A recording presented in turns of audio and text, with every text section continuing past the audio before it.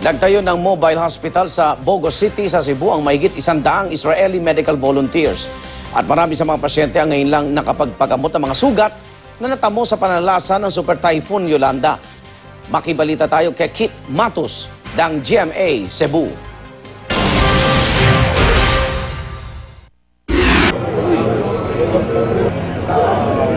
Dumating na sa lungsod ng Bugo ang 150 medical personnel na galing Israel.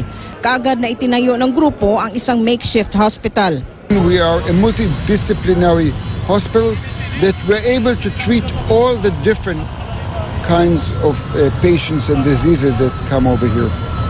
Di pa man kumplitong naitayo ang ospital, isa-isang nagsidatingan ang mga pasyente na agad namang ginamot ng mga medical personnel. Ayon sa Embahada ng Israel, gagamutin nila ang sinumang apektado ni Bagyong Yolanda. We don't want thank you. We don't need it. The Philippines and Israel have been friends for a long time. You voted for our independence. When friends call, friends come. You don't have to say thank you about it. That's what friends are for.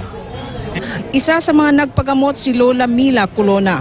Dahil sa kawalan ng kuryente, aksidenteng nadapa si Lola at nagtamo ng sugat. Isa rin ang 8 anyos na batang ito na nasugatan matapos makaapak ng basag na glass wall sa sports complex.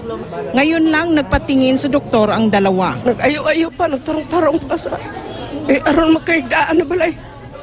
Nagkakasakit na di umano ang mga matatanda at bata sa lugar. Kit Matos Cortez, Nagbabalita, Pilipinas.